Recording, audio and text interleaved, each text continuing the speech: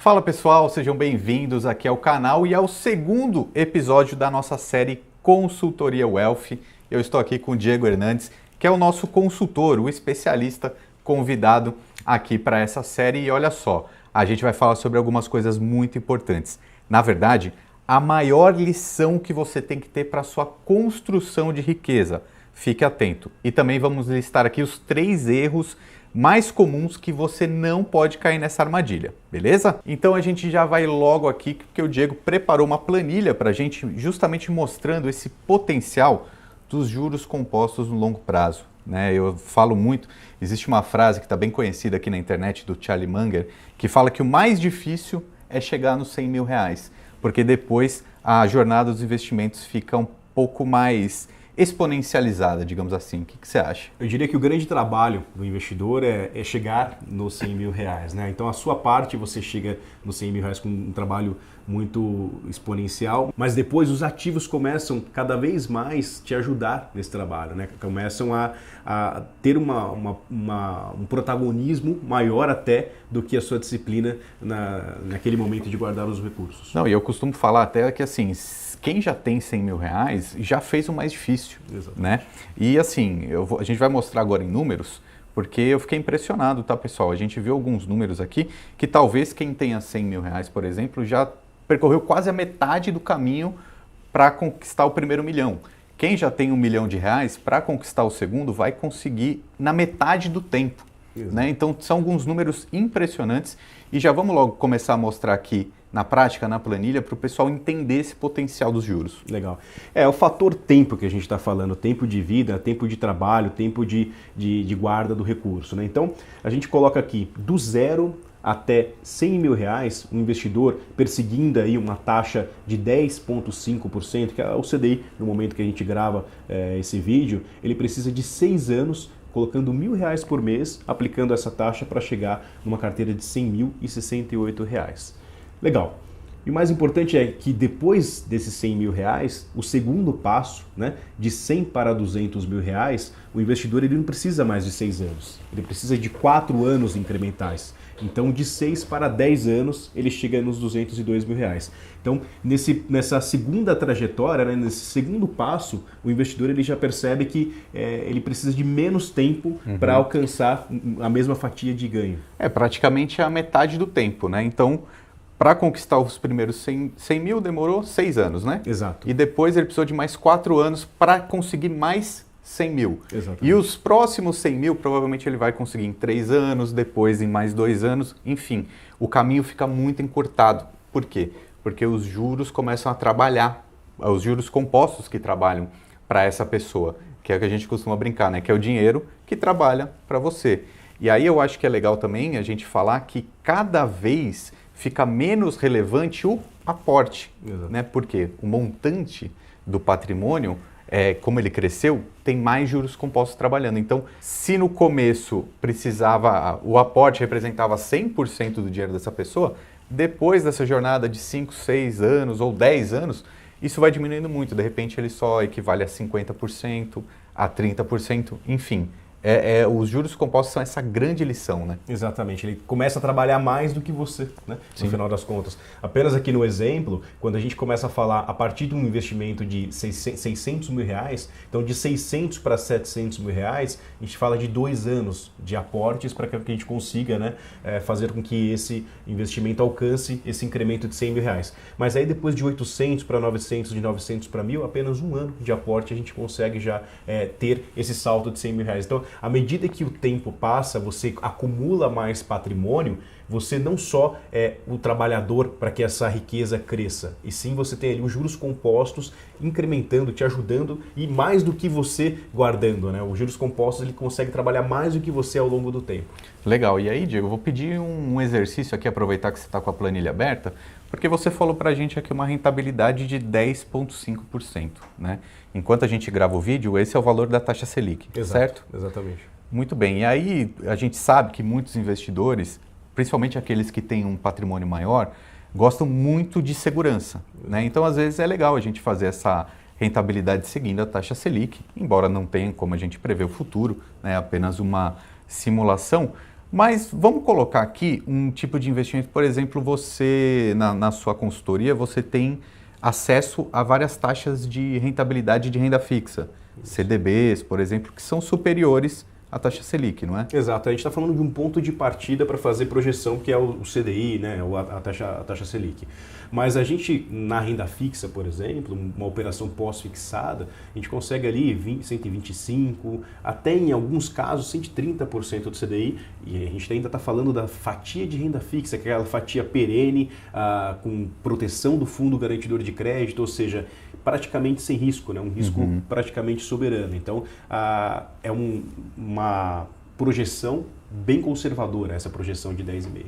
Muito bem, então como eu sei que você tem acesso a CDBs que entregam uma rentabilidade melhor, inclusive, pessoal, quem não sabe, o serviço de wealth que o Diego tem, né, esse atendimento individualizado para os profissionais, você consegue até taxas melhores do que tem disponíveis nas corretoras. Por quê? Porque não tem aquele rebate, né? Aquelas taxas que costuma ter com o assessor, não é isso? Exato. Quando o investidor entra na tela da corretora e vai fazer uma compra, seja por indicação de um assessor de investimento, ou seja comprando pessoalmente mesmo na tela, aquela taxa daquele papel tem embutido uma comissão do assessor da corretora. Então, a gente no Wealth, a gente elimina completamente essa comissão, e se há algum resquício de comissão, essa comissão volta via cashback para o cliente. Então, taxa máxima e 0 comissão para o cliente. Muito bom. Então, eu vou até deixar um link na descrição aqui, que você pode entender um pouquinho mais sobre esse trabalho, mas no próximo vídeo eu vou querer que você mostre na tela para a gente ver esse cashback, essas taxas, tá bom? Mas agora eu quero que você coloque na nossa simulação aqui essa rentabilidade um pouco melhor que você consegue. Ao invés de 10,5%, vamos colocar quanto aí? 13? Alguma coisa assim? 13,65, que seria o 130% do CDI com algumas operações. A gente vai ver quão mais veloz é essa acumulação. Então, olhando aqui com a taxa, né, de 130% do CDI, operações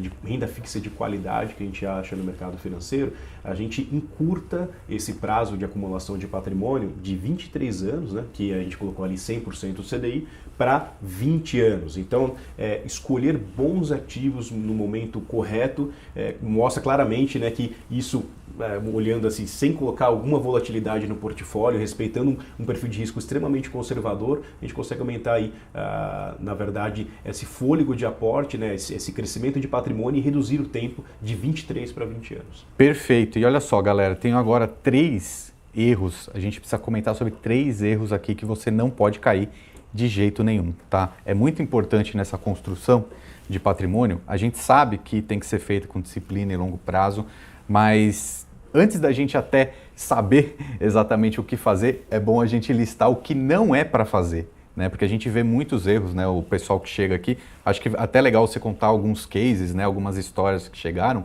mas eu acho que o primeiro grande erro é não correr riscos desnecessários, né? Porque às vezes a gente vê que tem muita gente que está comprando um monte de coisa e está correndo risco sem saber, né?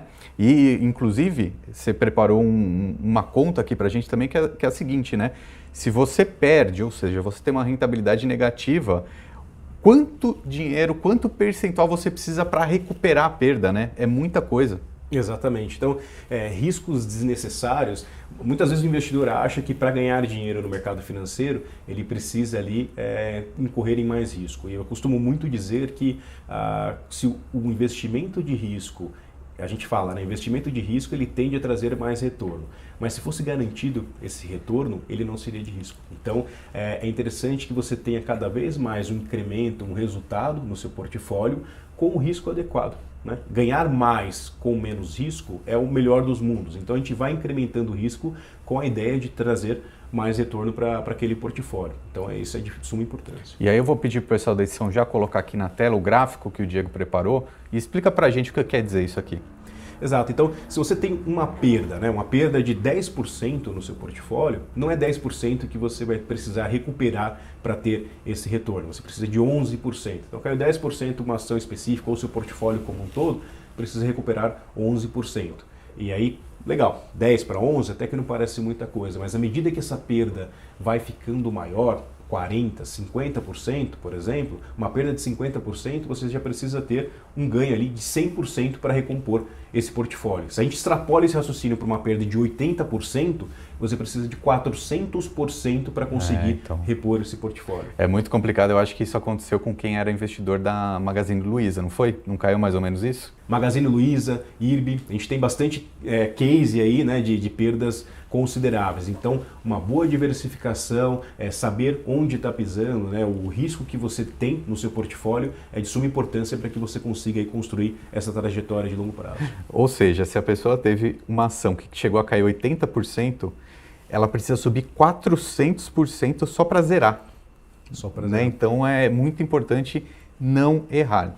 E eu acho que já nos leva para o segundo grande erro aqui, que é justamente você pulverizar demais. Às vezes escutar a dica de alguém ou assistir algum vídeo aqui no YouTube e falar, não, vou comprar essa ação. Assiste outro vídeo de outro influenciador e compra outra. Aí de repente você chega lá com uma carteira gigante, né? Exato, pulverização, diversificação é importante para que você coloque ali as suas apostas em ativos diferentes e quando um ativo performa, né, pior, o outro ele tende a recuperar aquela performance daquele ativo principal, mas quando você começa a comprar uma série de ativos no seu portfólio, você começa a perder a mão, começa a perder a noção se aquela empresa, né, o fundamento daquela empresa que você comprou em determinado momento ainda se mantém. Então é interessante que você saiba, né, pelo menos das empresas que você comprou, por que você comprou, porque se a empresa começa a ter uma desvalorização, você ainda vai saber se você continua naquela empresa ou se você realiza a posição e segue para uma próxima. E dentre os clientes que você costuma atender aqui na Ativo, nesse serviço de consultoria, você enxerga esse tipo, chega na prática, você consegue contar essa história para a gente? Legal. Eu tenho dois casos aqui muito importantes, né, na forma como o cliente chegou para a gente a carteira, quais eram os objetivos e o que a gente fez com a carteira do cliente. Esse erro, por exemplo, de pulverização, risco desnecessário. Dá para contar essa história, então? Vamos lá, vamos te mostrar. Então, nesse caso aqui, Ricardo, a gente tem um cliente, perfil conservador, né, uma carteira de 820 mil reais, um patrimônio de 1.200.000. O objetivo desse cliente, a princípio, era reduzir a volatilidade do seu portfólio. Ele tinha, né, embora um perfil conservador, ele tinha ali uma montagem de portfólio que não te gerava essa tranquilidade que ele preferia. Então ele chegou aqui com uma carteira montada com 63% de fundos imobiliários e 37% em ações, ou seja, 100% em renda variável, e ele não sabia que ele tinha esse risco elevado em seu portfólio. Então, o nosso diagnóstico, né? Para princípio a gente, assim como o cliente já tinha percebido, mas ele estava completamente desenquadrado com seu perfil de risco, ele tinha uma quantidade excessiva, ele tinha uma pulverização muito grande, ele tinha 23 fundos imobiliários e 18 ações. 7 corretoras, então uma quantidade muito grande de corretoras para fazer essa gestão de patrimônio e utilizava os FIIs como função de renda fixa. Então ele achava que os FIIs, pela uma volatilidade menor que ele tinha em ações e a recorrência de receita, ia trazer essa tranquilidade que ele só encontrava na renda fixa. E nesse caso ele não tinha nem reserva de emergência, né? Exatamente. Então ele estava um risco, a gente, para um cliente arrojado, a gente fala, poxa, pelo menos 50% do patrimônio ele tem que construir um colchão, uma boa renda fixa, principalmente investimentos aqui no Brasil, né, que a renda fixa paga um juro muito interessante, e você consegue ter estratégias de marcação a mercado, estratégia de pré-fixar, pós-fixar, controle de inflação, você consegue se resguardar contra o aumento da inflação. Então, 50% do portfólio de um cliente arrojado tem que estar em renda fixa. Então, poxa, aqui era um cliente conservador com 100% do portfólio em renda variável. Então, o nosso trabalho basicamente foi reconstruir o portfólio desse cliente. Ele saiu de uma situação de 100% de renda variável e foi para uma situação de 50% renda fixa, emissões bancárias, 30% em tesouro direto, pensando ali em marcação mercado, uma posição mais estratégica, e ali ele foi para 20% em renda variável, sendo 5% em ações e 15% em fundos imobiliários, dado o perfil de risco que ele tem naquele momento. Com isso, a gente faz aqui um backtest de 5 anos, né, da carteira dele, de qual seria a performance dele em termos de comportamento de mercado, volatilidade, vis-à-vis a carteira recomendada. Então, do lado esquerdo aqui a gente tem a carteira recomendada, entregando ali, né, uma menor volatilidade para esse investidor, trazendo ali a perenidade de resultado que ele precisa, sem deixar de trazer um pouco de apetite a risco, que ele ainda tinha essa necessidade de apetite a risco, vis-à-vis a carteira do lado direito, que era a carteira inicial, muito volátil e praticamente não entregava nem o CDI. Então, é a linha verde, né, a carteira dele? Exatamente, a linha verde é a carteira, o CDI é a linha laranja e em roxinho é a poupança. Então, claramente o investidor ali, ele tinha momentos que ele ficava abaixo da poupança, então, ele tinha muita volatilidade, muito risco nesse portfólio e não entregava a tranquilidade que ele precisava nesse momento de multiplicação de patrimônio.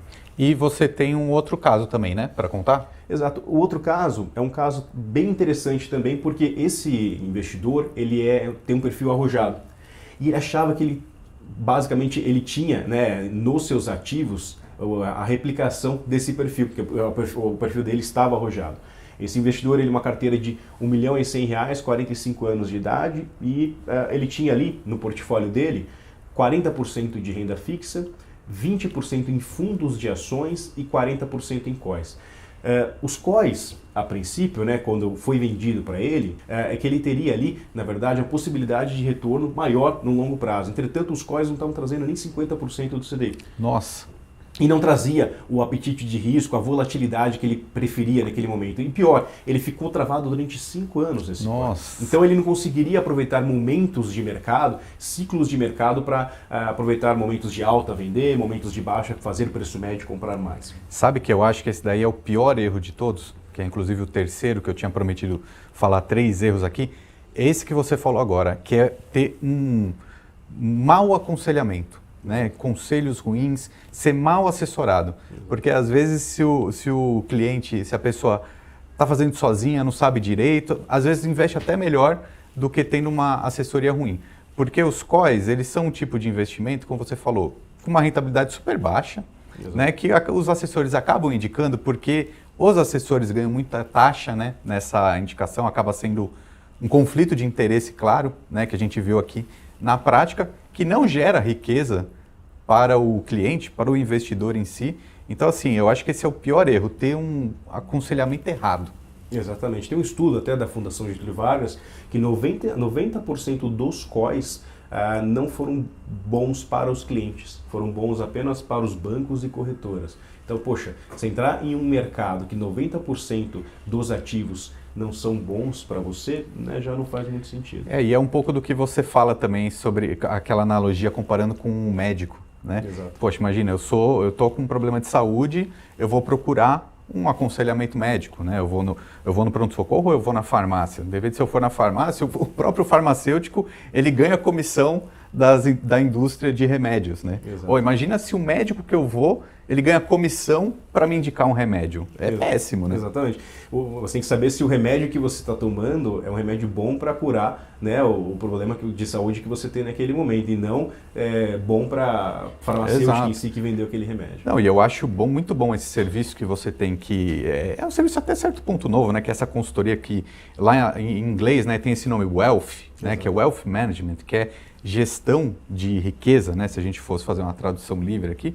Por que eu acho legal? Porque não tem comissionamento, né? Então é um alinhamento com o cliente muito bom. Porque se o cliente tiver sucesso, tiver gerando receita, aumentando o patrimônio, o consultor, sua empresa também vai ganhar junto, né? Porque você ganha um percentual do patrimônio da pessoa, claro, livre e transparente. Né? Exato, nós advogamos 100% pelo cliente, né?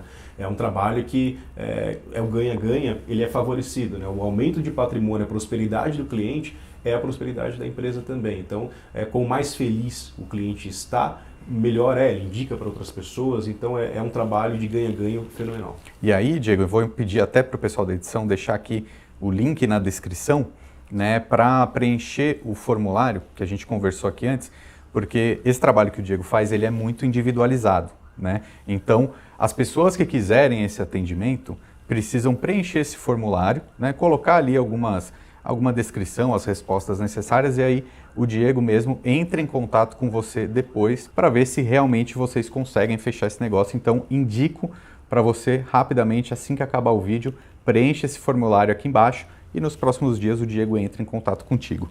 Exatamente. É um trabalho independente, né? A gente não tem vínculo com nenhuma corretora, com nenhuma casa de análise, então é um trabalho de construção de patrimônio no qual o interesse do cliente está sempre em primeiro lugar. Muito bem, e aí continuando a análise aqui? Legal. Então, saímos de uma situação em que o cliente ele achava que ele tinha volatilidade no portfólio, ele tinha, né, o perfil dele arrojado sendo atendido, sendo que ele tinha lá, na verdade, ele pagava só taxa de administração para fundo de ações e as comissões dos COIs, e montamos um portfólio mais arrojado para esse cliente. Então, um portfólio ali de 40% em COIs, 20% em fundos, virou um portfólio investindo em ações mesmo, 50% em ações, 20% em renda fixa e 30% em tesouro direto. E eu acho que um problemão também, como você falou, é que às vezes fica travado esse dinheiro, né? Exato. Nesse caso, os COIs você conseguiu se desfazer. Sim, tem um pênalti, né? Você se desfaz desses COIs, você faz a realização com o menor prejuízo possível, mas sempre acaba o cliente saindo com um pênalti. E aí você tem que relativizar. O pênalti é melhor eu sair a mercado nesse COI no segundo ano, por exemplo, ou eu fico 5 anos com esse COI que não vai me bater nem 100% do CDI.